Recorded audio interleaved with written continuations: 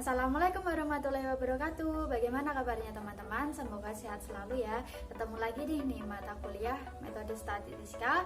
Di sini bersama kelompok 6, saya Bella Martasari akan membahas mengenai ukuran data statistik. Namun saya tidak sendirian, saya bersama teman saya Irma Sofatul Muna. Hai, saya Irma. Jadi ukuran data statistik dibagi menjadi 4 bagian.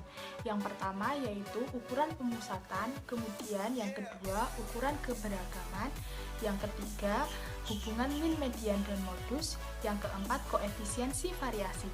Kami di sini akan membahasnya satu persatu, jadi stay tune terus ya. Pembahasan kita yang pertama yaitu ukuran pemusatan. Jadi ukuran pemusatan itu apa?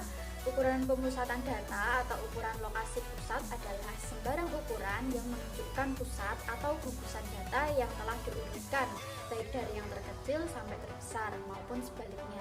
Ukuran pemusatan data yang sering digunakan adalah mean, median, dan modus. Jadi ada 3 ya, saya ulangi, mean, median, dan modus. Ukuran pemusatan pertama yaitu mean. Mean merupakan metode yang paling banyak digunakan untuk menggambarkan ukuran transensi sentral. Penentuan mean dihitung dengan menjumlahkan semua nilai data pengamatan, kemudian dibagi dengan banyaknya data. Definisi mean dapat dinyatakan dengan persamaan untuk data sampel dan data populasi. Nah, itu ada rumusnya di atas, dan setelah ini saya akan memberikan contoh soalnya. Contoh soal mean, ini saya punya data tunggal di mana dari hasil ulangan matematika kelas 4 yang terdiri dari 6 siswa diperoleh nilai 2, 4, 4, 2, 4. Nah, untuk mencari mean atau rata-rata di sini yaitu jumlah semua data. Jadi ini dijumlah 2 ditambah 2 ditambah 4 ditambah 4 ditambah 2 ditambah 4 dibagi dengan banyaknya data. Banyaknya data di sini berapa? 1, 2, 3, 4, 5, 6 dibagi 6 berapa? Ini dijumlah hasilnya 18 per 6 sama dengan 3. Jadi mean dari soal data tunggal ini adalah 3. Lalu bagaimana mencari mean dari data kelompok? Nah, di sini saya sudah punya data, sudah ada intervalnya, frekuensi. Nah, untuk mencari mean dari data kelompok ini ada dengan rumus ini sigma fx per sigma f. Nah, X ini dari mana? X ini adalah nilai tengah dari interval. Misalnya interval 2 sampai 13, X-nya 7,5. Dari mana? Dari 2 ditambah 13 dibagi 2. 2 ditambah 13, 15 dibagi 2, 7,5 dan seterusnya. Lalu untuk frekuensi X-nya, Fx-nya di sini adalah frekuensi dikali X. 5 dikali 7,5, 37,5 dan seterusnya. Lalu dijumlahkan frekuensinya, ini hasilnya 23 dan frekuensi fx-nya yaitu dijumlah hasilnya ini. Lalu untuk mencari mean-nya dengan rumus ini dimasukkan saja. Jadi 1084,5 dibagi 23 hasilnya 47,152. Jadi begitu ya teman-teman.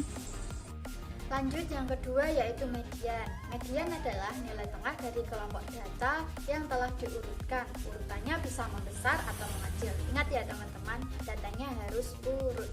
Nah, jika jumlah data ganjil, median itu sama dengan nilai paling tengah. Namun jika datanya genap, mediannya rata-rata dari 2 nilai tengah. Misalnya ada data ganjil antara 1 sampai 7, maka mediannya berapa? Jadi mediannya 3. Di situ sudah ada rumusnya, bisa dilihat ya teman-teman. Dan setelah ini saya akan perlihatkan contoh soalnya lagi. Latihan soal median. Di sini saya sudah punya soal. Dari 5 orang anak sedang menghitung pensil warna yang dipunyai. Setelah dihitung, jumlah pensil warna mereka adalah 2, 1, 3, 4, 5. Nah, di sini datanya ada 5. Berarti kita menggunakan median dengan jumlah data ganjil. Nah, ini sudah ada rumusnya. Ini X N plus 1 per 2. Kita langsung masukkan saja. Median sama dengan X. N nya berapa? N nya 5 ditambah 1 per 2 sama dengan X 6 per 2 sama dengan X 6 bagi 2 3. Jadi kita ketahui mediannya adalah 3. Itu ya teman-teman. Oke, lanjut yang ketiga yaitu modus. Modus adalah data yang paling sering muncul atau terjadi.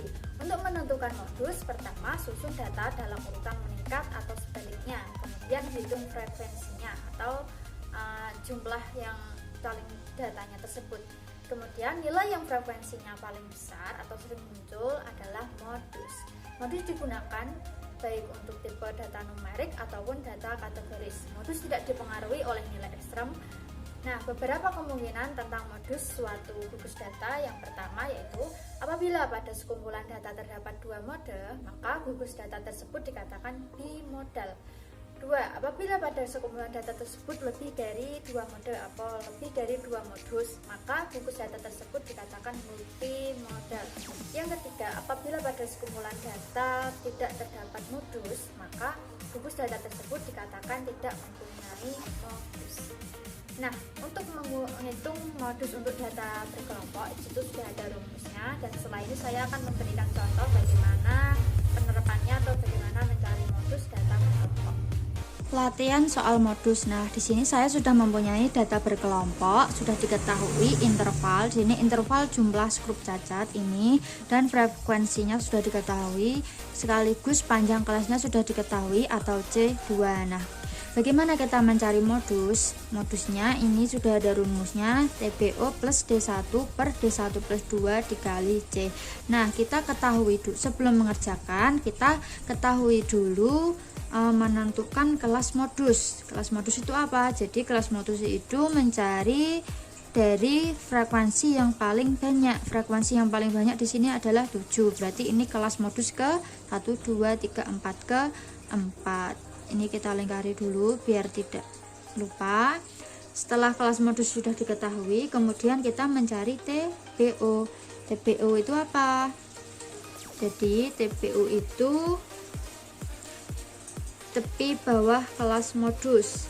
Kita mencarinya gimana? Kita bisa cari, jadi ini kan tadi sudah diketahui kelas modusnya. Nah, TBO nya kita bisa ketahui dari sini, dari tepi bawah kelas modus ini.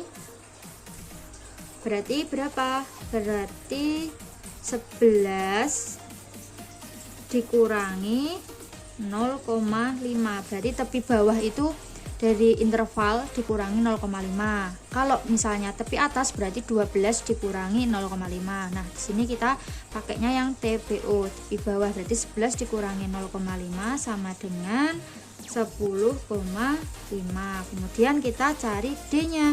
D1, D2 ini apa? D1 ini adalah selisih frekuensi kelas modus dengan kelas sebelumnya. Jadi frekuensi kelas modus ini kan tadi 7 dengan frekuensi sebelumnya, berarti 7 dikurangi 5. 7 dikurangi 5 sama dengan 2. Kemudian kalau D2 ini berarti frekuensi kelas modus dikurangi dengan frekuensi setelahnya, berarti 7 dikurangi 6. 7 dikurangi 6 sama dengan 1. Nah, C-nya sudah diketahui ya. Berapa tadi? 2. Langsung saja kita masukkan ke rumusnya. MO atau modus sama dengan TBO 10,5 ditambah D1-nya kita kurung berapa? 2 per D1 2 plus D2 nya 1 dikali 2, terus 10,5 ditambah 2 per 3 berapa?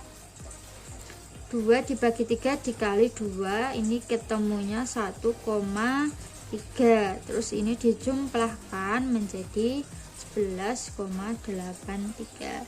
Jadi begitu ya teman-teman, ini kalian harus mencari TBO-nya dulu, D1, D2-nya dari data yang sudah diketahui. Baik teman-teman, kita masuk ke subbab yang kedua, yaitu ukuran keragaman. Setelah tadi kita membahas tentang ukuran pemusatan, kita membahas ukuran keragaman. Ukuran keragaman itu apa? Jadi ukuran keragaman merupakan mengukur seberapa besar keragaman data bersama-sama dengan ukuran sentral. Ukuran ini berguna untuk membandingkan dua atau lebih kelompok data. Ukuran keragaman menggambarkan bagaimana berpencarnya data atau menggambarkan seberapa jauh data menyebar dari rata-ratanya. Ukuran keragaman data yang sering digunakan antara lain jangkauan atau rentan atau rank, terus simpangan baku atau standar deviasi, dan yang ketiga yaitu ragam atau variansi. Mari kita simak atau kita bahas satu-satu ya. Baik, kita bahas yang pertama yaitu jangkauan atau rentang atau rank. Jadi jangkauan merupakan bentuk paling sederhana dari ragam variansi. Rentang data adalah beda pengamatan terbesar dan terkecil dalam pengumpulan data tersebut. Perhitungan nilai rentang data atau jangkauan yaitu data tertinggi dikurangi data terkecil. Oke, langsung saja kita masuk ke contohnya ya. Misalkan di suatu kelas kita misalnya nilai UAS statistikanya ada yang bernilai 90, 80, 70, 90, 70, 100, 80, 50, 75, dan 70. Nah, kita bisa menghitung jangkauannya bagaimana? Dengan cara menentukan nilai tertinggi, yaitu nilai tertingginya 100 dan nilai terendahnya 50. Jadi jangkauannya 100 dikurangi 50 sama dengan 50. Begitu. Jadi mudah ya teman-teman. Oke, selanjutnya untuk materi selanjutnya akan dibahas oleh teman saya Irma Safatul Mona. Tetap perhatikan ya teman-teman. Berikutnya yaitu simpangan baku atau standar deviasi. Simpangan baku artinya teknik statistik yang digunakan untuk menjelaskan kehomogenan sampel. Rumusnya ada di atas ya teman-teman. Untuk keterangannya sendiri yaitu S adalah simpangan baku, XI adalah data ke I, X adalah rata-rata data, dan N adalah banyaknya data. Kemudian contoh soalnya adalah sebagai berikut. Jadi ini adalah contoh soal dari simpangan baku, yaitu tentukan standar deviasi dari data berat badan satu kelompok siswa.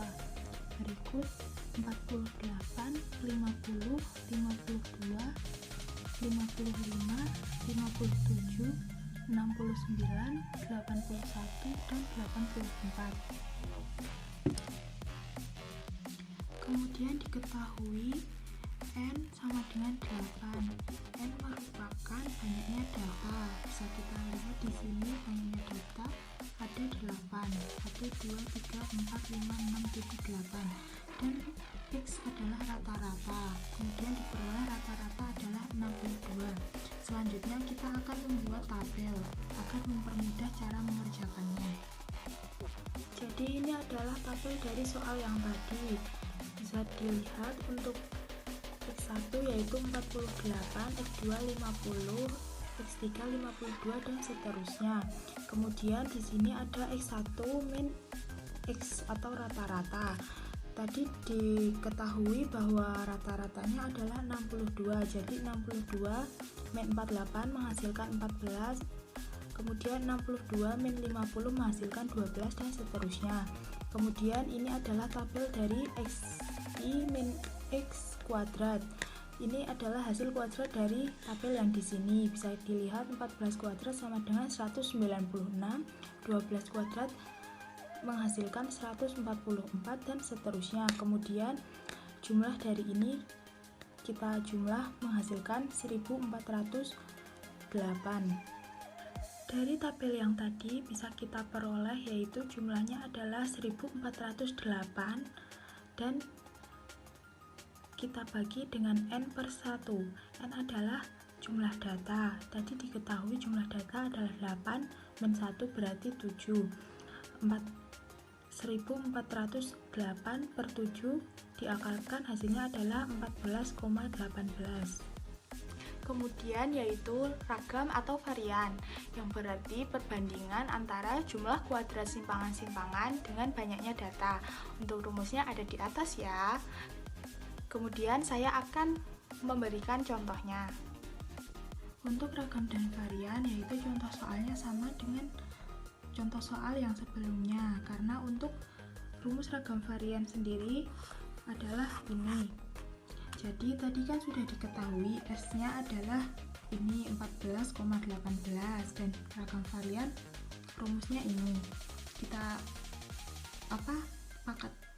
kuadratkan saja hasil dari ini dan menghasilkan 20114. Ini adalah hasil dari ragam varian.